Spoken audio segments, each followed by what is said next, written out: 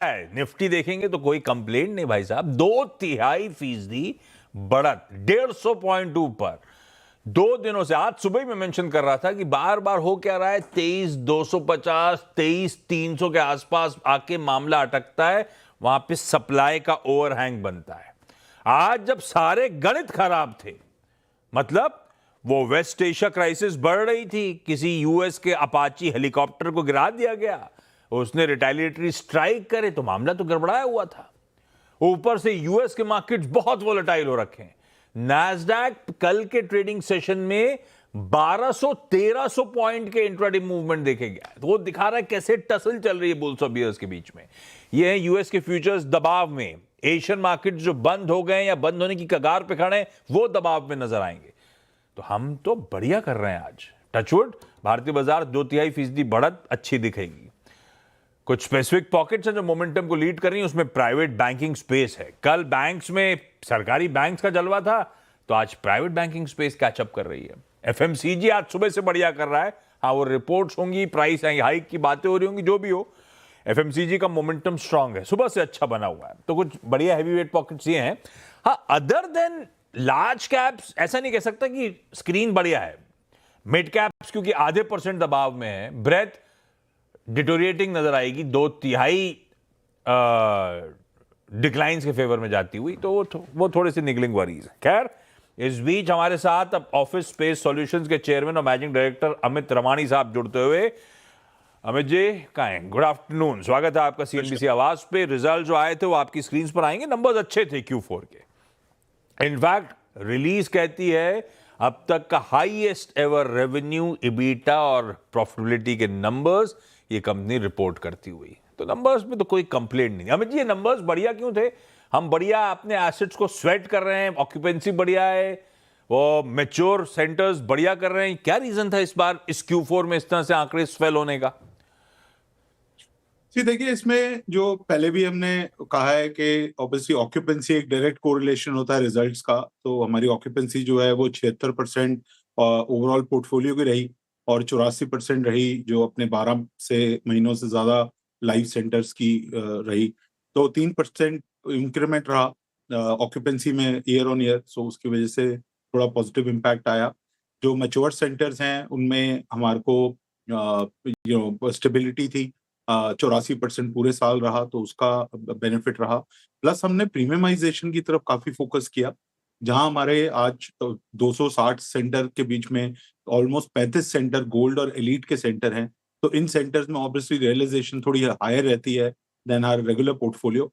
And then managed office and partial managed office पे हमारा काफी फोकस रहा।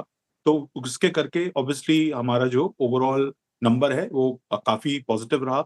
एंड जैसे आपने बोला, बेस्ट रिजल्ट रहा हमारा आज तक का हमारे Q4 में, और ईयर ऑन ईयर हमारी ग्रोथ रही कोवर्किंग बिजनेस में 35%, ओवरऑल बिजनेस में रही अबाउट 24%। एंड एबिटा की ग्रोथ भी हमारी काफी स्टेबल रही, और जो हमारा पैट है वो ऑलमोस्ट 66% बढ़ा 72 करोड़ पे। तो ये सब चीजें मिला के ओवरऑल अच्छे रिजल्ट रहे। अच्छे थे, कोई शक नहीं। ऑफिस ने बीते फाइनेंशियल ईयर में 41 सेंटर्स जोड़े, 30,000 तकरीबन 30,000 सीट्स जोड़ी। FY27 के लिए अमित जी आप लोग गाइड कर रहे हो, इस साल जोड़ी 30,000, अगले साल के लिए 22 से 25,000 ग्रॉस एडिशंस करते हुए हम लोग नजर आएंगे। ये थोड़ा सा धीमे क्यों पड़ रहे हैं? ये ऐसा है कि हम लोग अब थोड़ा सा प्रीमियम की तरफ ज्यादा फोकस कर रहे हैं ना कि वॉल्यूम्स पे? ये क्या रीजन है?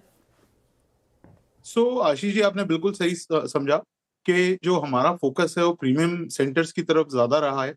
और ऑल्सो जो हमारा मैनेज्ड ऑफिस है और पार्शियल मैनेज्ड ऑफिस जो हम कर रहे हैं उस पे ज्यादा फोकस रहेगा। तो रादर देन हम ज्यादा सीटें ऐड करके रेवेन्यू ग्रोथ करें, कम सीटें इन एक माइक्रो मार्केट जहाँ पे हायर रियलाइजेशन मिलेगी, उससे हम अपनी ग्रोथ लाएंगे। जैसे हमने गाइडेंस दी है कि कोवर्किंग बिजनेस में 25 से 27%, और हमारा जो डिजाइन बिल्ड और फिट आउट का बिजनेस है उसमें 22 से 25%, ओवरऑल रफली अबाउट 24-25% की ग्रोथ का हमने आंकड़ा दिया है।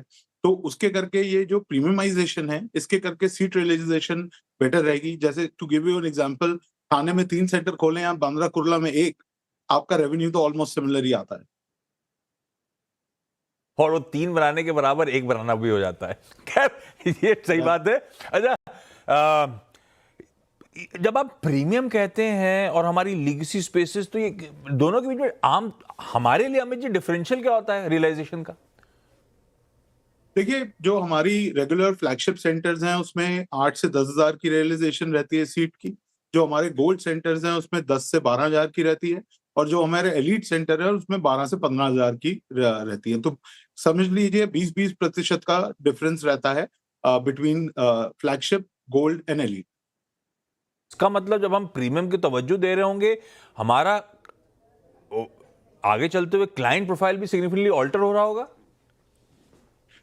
सो आशीष जी, क्लाइंट प्रोफाइल का तो बड़ा इंटरेस्टिंग आंकड़ा है। हमारे 3500 क्लाइंट हैं, उसमें से ऑलमोस्ट 46% लेस देन 100 सीट्स हैं, और उसमें भी 65% एंटरप्राइज और लार्ज कॉर्पोरेट्स हैं।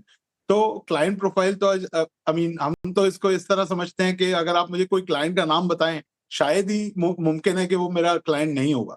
तो क्लाइंट प्रोफाइल तो हमारी from largest client profiles, enterprise, corporates to SMEs, everything in the middle हम सर्विस करते हैं। आज 23% हमारा जो बिजनेस है वो ग्लोबल कैपेबिलिटी सेंटर क्लाइंट से आता है।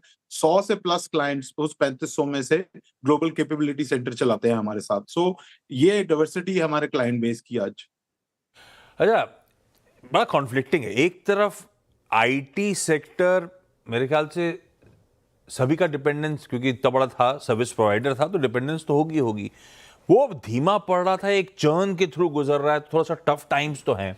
दूसरी तरफ उस वॉइड को फिल करने के लिए हमारे यहाँ जीसीसीज बूम कर रहे हैं, वो एआई की अपॉर्चुनिटी कहा जा रहा है बहुत बड़ी है। अमित जी, ये मिक्स के आपके फ्रंट पे कैसे प्ले आउट हो रहा है? अच्छा, जीसीसीज जिनको हम कैटेगराइज करते हैं, वो ऑफिस के कुल रेवेन्यूज का कितना हिस्सा है, और इस समय तस्वीर कैसी है? ये जीसीसी एआई अपॉर्चुनिटी आप कैसे देख रहे हो? देखिए, आप आईटीआईटीएस कंपनीज का जो आंकड़े देख रहे हैं वो क्लियरली आज एक लार्ज आईटी कंपनी भी ने अनाउंसमेंट की है कि हेडकाउंट पे प्रेशर रहेगा, बिकॉज जितने एआई एजेंट होंगे उतने ही उनके पास एम्प्लॉयज भी रहेंगे। तो क्लियरली एआई एक बिग तरीके से प्ले कर रहा है। बट आप ये भी देखिए कि आईटीआईटीएस कंपनियों ने लास्ट 5 साल में अपना ऑलमोस्ट 50% पोर्टफोलियो कम कर दिया था जब वर्क फ्रॉम होम चल रहा था। तो अब जो ये कंपनियां वापस आ रही हैं, तो इनका तो पॉजिटिव बेनिफिट हम पे आ रहा है, क्योंकि ये कंपनियां अपने सेंटर सेटअप करने के बजाय हमारे साथ मैनेज्ड ऑफिस या कोवर्किंग में सीट्स ले रही हैं। तो आई थिंक एक ये। दूसरा, आपने कहा जीसीसी आज 2000 प्लस जीसीसी हैं इस कंट्री में, ऑलमोस्ट $100 बिलियन का रेवेन्यू जनरेट करते हैं। ये डबल होने की क्षमता है अगले 3 से 5 साल में। तो देखिए इसका पॉजिटिव, और जितने फर्स्ट टाइम जीसीसी आ रहे हैं उसमें से 60% जीसीसी पहले एक कोवर्किंग या मैनेज्ड ऑफिस के साथ शुरू करते हैं, फिर अपनी कन्वेंशनल स्पेस लेते हैं। तो हमारा तो बोथ आईटीआईटीएस और जीसीसी के रिटर्न टू आईटीआईटीएस के रिटर्न टू ऑफिस और जीसीसी के expansion in India is clearly जो हमारे को पॉजिटिवली बेनिफिट करेगी और सेक्टर को भी बेनिफिट करेगी। जी, कोई दिक्कत नहीं है। जो सब कहते हैं कि आईटी आईटीएस धीमा पड़ेगा, तो इस तरह के लाइट बिजनेसेस थोड़े से धीमे पड़ेंगे, बल्कि हो ये रहा है कि वर्क फ्रॉम ऑफिस वापस धीरे धीरे चलन पकड़ रहा है, तो उसका फायदा मिल रहा है, और ऊपर से जो भी वॉइड है वो जीसीसी फिल कर रहे हैं। ऐसा मानूं अमित सर? एब्सोल्युटली। अच्छा, हमारे नंबर्स की एक इंटरेस्टिंग बात थी कि हमारा आरओसी और रिटर्न ऑन कैपिटल एम्प्लॉयड मेरे ख्याल से FY26 में 60% इंडस्ट्री लीडिंग वो नंबर्स नजर आ रहे हैं। और उसके लिए शायद रीजन ये अमित सर, हमारा बिजनेस करने का तरीका, वो मैनेज एग्रीगेशन, वो revenue sharing model with landlords. क्या आउटलुक है FY27 में? किस हद तक केपेक्स पे हम लोग खर्च करने की तैयारी कर रहे हैं? जो आप जो कह रहे थे 22-25 हजार सीट्स हम जोड़ते हुए नजर आएंगे, और ये आरओसीज, रिटर्न रेशियोज ऐसे ही रहने वाले हैं क्या? जी देखिए, हमारा जो पोर्टफोलियो है वो आज भी 60% जो है मैनेज एग्रीगेशन का है और 40% जो है वो स्ट्रेट लीज है। ये रेशियो थोड़ा बहुत चेंज जरूर होगा एज हम प्रीमियमाइजेशन में की तरफ जाएंगे और मैनेज्ड ऑफिस करेंगे। बट ओवरऑल ये पोर्टफोलियो बिकॉज जो है ये इसी प्रतिशत में रहेगा। इसके करके जो रोसी है वो 55-60% के बीच में ही रहेगा, बिकॉज वो mature centre continue to give us better returns हमारे को देंगे वो। तो उसके करके एंड देखिए, जो हमारे आज 12 से महीनों से कम के सेंटर हैं वो भी मैच्योर होंगे, तो रोसी बेटर ही होगा। जैसे ऑक्यूपेंसी उनमें बढ़ेंगी तो रोसी हमारा बेटर ही होगा।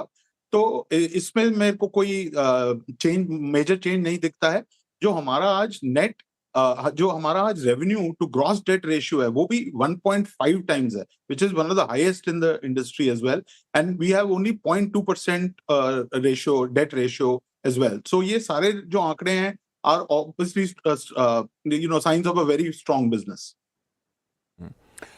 धंधा समझ के ना, जब एक कंपनी का नाम अमित जी आपने डिसाइड करा था, एकदम ऐप्ट था, ऑफिस, इससे बढ़िया कनेक्ट नहीं हो सकता था. ये ऑफिस की स्पेलिंग लेकिन ऐसी वाली क्यों ली? क्योंकि ओरिजिनल ऑफिस की स्पेलिंग लेते तो फिर ब्रांड प्रोटेक्ट करना बड़ा मुश्किल हो जाता है. ये लॉजिक था क्या? सो आशीष जी, जब मैं ऑफिस खोला तो OFFICE का .com $15 मिलियन का अवेलेबल था. तो वो तो हमारी क्षमता थी नहीं एज अ स्टार्टअप खरीदने की. तो हमने जाके डिक्शनरी में देखा तो OFFICE की प्रोनाउंसिएशन AWFIS लिखी जाती है. तो हाँ. वो अवेलेबल था 1.5 लाख रुपए में, तो हमने ले लिया वो. और नहीं, और फिर अगर OFFICE ओरिजिनली होता तो उसकी फिर ब्रांड लीगलिटी कैसे प्रूव करते, कैसे संभाल पाते? ये बड़ा मुश्किल होता, लेकिन बड़ा इंटरेस्टिंग है. Amit sir, thank you so much जुड़ने के लिए. बढ़िया नंबर्स थे. अमित सर कॉन्फिडेंट आगे के आउटलुक को लेकर.